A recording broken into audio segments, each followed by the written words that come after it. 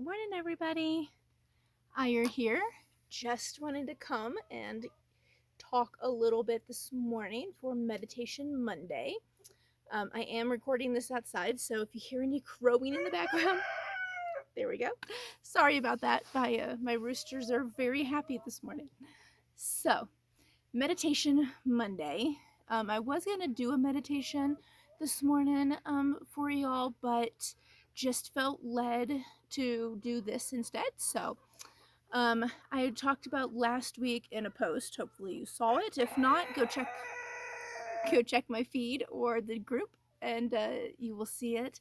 All about some of the benefits of meditation and how it can be useful to add it to your toolbox for different things like anxiety and depression and just being stressed out, all that kind of stuff. So, another thing I wanted to talk about today, though, is other uses for meditation. So, let me tell you, most of you know because I've said this in the past, but if you don't remember, we'll go over it again. I was diagnosed with endometriosis at 19. And I've been mainly symptom free for quite a number of years now, due to my herbs and my regimen that I have, and all the stuff that I do that I also do for my clients, I do for me. So it's been really good, but every once in a while, I have a little bit of breakthrough issues, and the biggest breakthrough issue is with ovulation. I get some pretty painful ovulation sometimes, and I always ovulate with a full moon, which a full moon is coming up in 4 days. On Thursday, we're going to have a full supermoon. It's going to be a sturgeon moon, and so has a lot of energy attached to it, and it has a lot of um, more influence than regular moons on like the waters. And since I am very much a water type person with all the Scorpio in my chart, then I am very influenced by the sun, and not the sun. I am influenced by the sun, but influenced by the moon and all of its different phases, especially the full moon. So my body is synced with ovulating with the full moon, which is not usually a bad thing, but every once in a while it seems to really affect me. And I get some really painful ovulation. Now, the thing here is I only have one working ovary.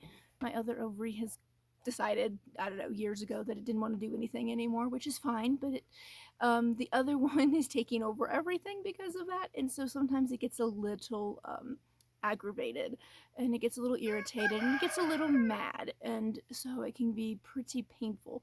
So yesterday was one of those days. The full moon is coming. I knew I was going to be ovulating soon. Well, yesterday it decided to kind of start. Yay.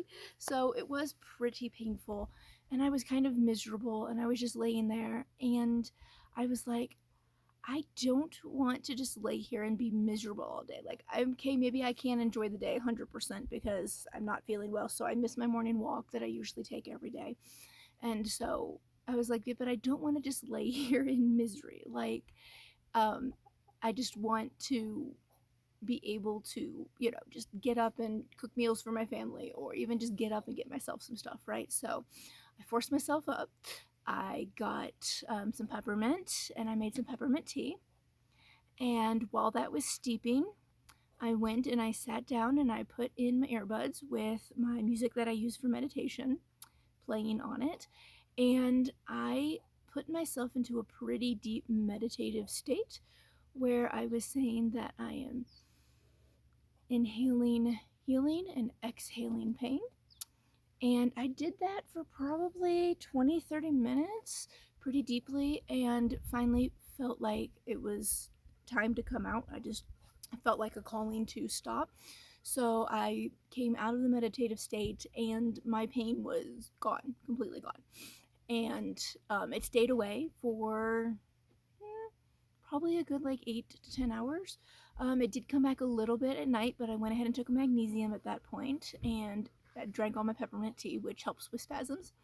So I drank that and took my magnesium, and did a little bit, very light meditation before bed, and was actually able to sleep really well. And the pain was gone, and I was able to really, manage it really well and get about my life. And so, just another benefit to meditation is if you something you've practiced frequently and daily or every other day is the fact that you can then get yourself into a pretty deep meditative state, and you can use that to also enact healing in your body.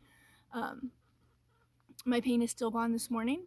I went for my walk as usual this morning, and I still feel pretty good, and I feel great. And um, that I do know from what I know now is that even if the pain comes back, that I do have a tool in my toolbox to help get rid of it, because I don't want to live on medications either. The medications don't really help with the pain so much as they just kind of suppress the pain, and they just kind of cover it up, but it's still there. And I want to find a way to just truly heal the pain, get rid of the pain, and it's not coming back, kind of a thing. And so for me, that's meditation. For you, that might be something else, but just as an FYI, try some meditation. Get yourself into a deep meditative state.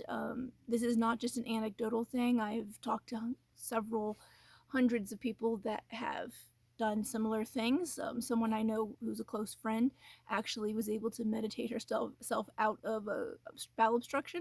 She had been hospitalized for it. This was like her third one. They told her she was going to have surgery, and she really didn't want to have surgery. So she um, in the hospital, in the hospital bed, put herself into a really deep meditative trance. And about 2 hours, 3 hours, it was a long time. And when she was done, she had a huge bowel movement and they let her go. They were supposed to come and do surgery. And when they got there to do surgery, she had a bowel movement and they were like, oh, well, there's no reason to keep you and do surgery. So she got released. So it is possible to meditate yourself out of many things. And so, just one of the things you can try, add to your toolbox for part of your healing tools. It does work really well. I can attest to that. This is not the first time I've done this, but it's just really kind of one of the first times I'm talking about it with everybody. So, yeah, that's just another good option to have, especially if you're like me and you want to avoid medications. So, yeah, peppermint tea works really well for spasms.